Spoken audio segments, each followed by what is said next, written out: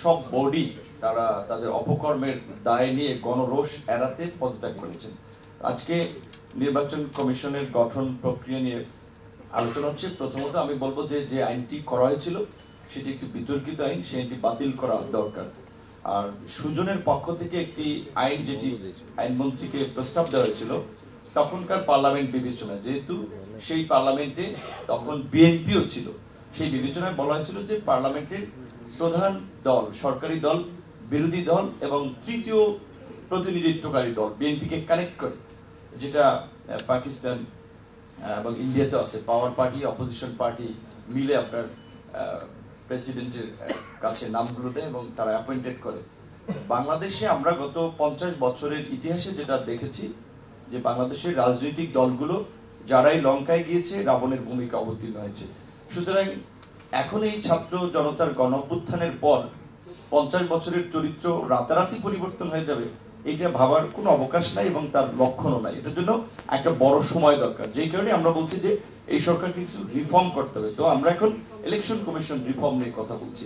আমি মনে করি আমাদের যে আজকের পেপার প্রেজেন্ট করেছেন যে আব্দুল আলিম ভাই, উনি যে 3টি দেশের উদাহরণ টেনে এনেছেন, সেখানে আমরা বাংলাদেশের বর্তমান প্রেক্ষাপটে আমরা ইন্দোনেশিয়ান স্টাইলটাকে কিছুটা ফলো করতে পারি। যেমন আমরা যে সার্চ কমিটিটা করব, এখন আমরা যদি আইন করি নির্বাচন কমিশন আইন, যে পাওয়ার পার্টি অপোজিশন পার্টি কিংবা থার্ড পার্টি তারা অ্যাপয়েন্টেড করবে, এই সরকার তো আপনার নির্বাচিত সরকার না, এটা কিন্তু পার্লামেন্ট নাই যে তারা এই আইনটা পাস করতে পারবে। সুতরাং they have no authority to pass law. Next government এসে সেটাকে রেটিফাই করতে হবে, তার জন্য একটা নির্বাচিত সংসদ দরকার। তারা এই অন্তর্বর্তী সময়ের ডক্ট্রিন অফ নেসেসিটি থেকে তারা কিছু কাজ করতে পারবে। সেই জায়গা থেকে পাটোয়ারি ভাই যেটা বলেছিলেন, প্রেসিডেন্ট একটা অধ্যাদেশ দিয়ে এখন একটা নিউ সার্চ কমিটি করতে পারবে। সেখানে ইকতেদার সাহেব যেটা বলেছিলেন যে সামরিক বাহিনীর একজন থাকতে হবে, আর্মির বা জাজেস থাকতে হবে, সেটা কেন ইস্যুটা আসলো? তো আমি ওইখানে একটু কথা বলবো যে এই সার্চ কমিটিতে আমার দৃষ্টিতে, আমাদের দলের দৃষ্টিতে 5 থেকে 7 জনের একটা প্রতিনিধি থাকতে পারে। তারা কারা কারা হতে পারেন? যেমন বাংলাদেশের বিশ্ববিদ্যালয়গুলো ভাইস চ্যান্সেলররা, কারণ তাদের কর্মকাণ্ড দেখে আমরা তাদেরকে একটা জাজ করতে পারি। সেখানে একজন অবশ্যই জাজ থাকতে পারে, যে বিকজ তাদের সম্পর্কে আমরা সহজে তাদের কর্মকাণ্ডের মাধ্যমে জানতে পারবো।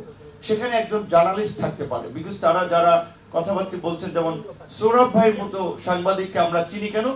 আমি সে আমার দল করে না, আমিও তার সাথে কাজ করি না, তার যে সমাজের প্রয়োজনে তার যে ভয়েস, সেই কারণে কিন্তু আমরা চিনি।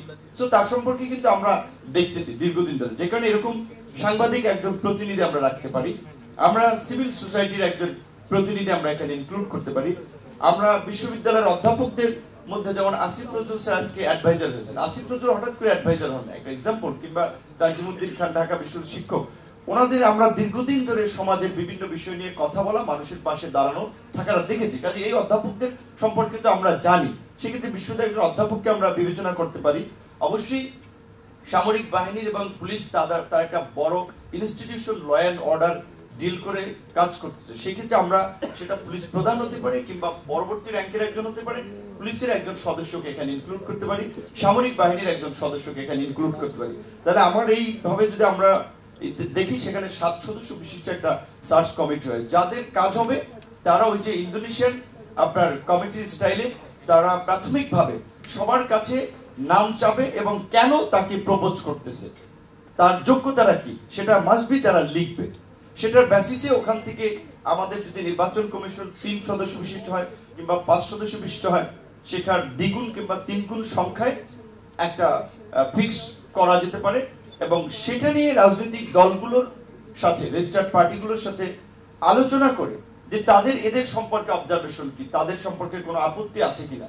দেন যদি আপনার 15 জনের মধ্যে কিংবা 21 জনের মধ্যে 10 জনকে ফাইনাল করা হয়, সেখান থেকে ইজিলি 3 থেকে 5 জনকে নির্বাচন কমিশন হিসেবে অ্যাপয়েন্টেড করা সহজ হবে। দ্বিতীয়ত, আমাদের যেটা বলছেন, ইতিমধ্যেই 50 বছরে নির্বাচনের আইন ছিল না, নির্বাচন কমিশনের ফাংশনটাও আসলে ইন্ডিপেন্ডেন্ট ছিল না।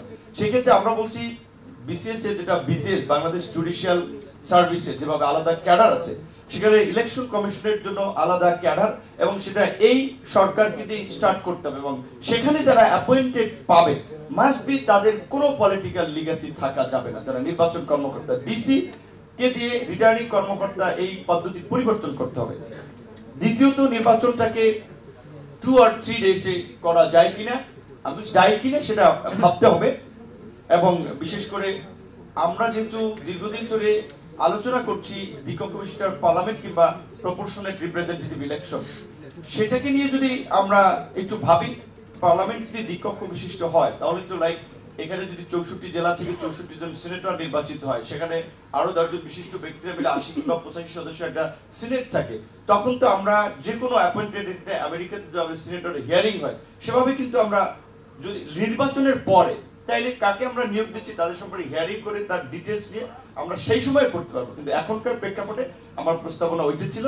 আর বিশেষ করে আমাদের এই সময় প্রপোর্শনেট ইলেকশনের কথা, ওয়ান পার্টির একটা মনোপলি পার্লামেন্টে, এবং সেটা আমরা দেখেছি একটা অটোক্রেটিক গভর্নমেন্ট একটা রুলকে এন্ডোর্স করে। সেই জায়গা থেকে এইবার যেহেতু একটা সংস্কারের আমরা প্রয়োজনীয়তা আমরা লক্ষ্য করছি, সমস্ত জনগণ, রাজনৈতিক দল, সিভিল সোসাইটি সবাই একমত হচ্ছে, এবং এই গভর্নমেন্ট যদি এই পরিবর্তনটা না আনতে পারে বাংলাদেশে আগামীতে পরিবর্তন হবে কিনা আদৌ আমরা চাই না। আপনারা সংগ্রামের কথা বলছেন, ত্যাগের কথা বলছেন, হিস্ট্রি দেখলে 18 থেকে 20 বছর পর পর 52 থেকে 71, 71 থেকে 90, 2007 সাল, ইভেন 24, আমরা 18-20 বছর পর পর আমাদেরকে এরকম একটা রক্তক্ষয়ী পরিস্থিতি, লড়াই সংগ্রামে অবতীর্ণ হতে হচ্ছে।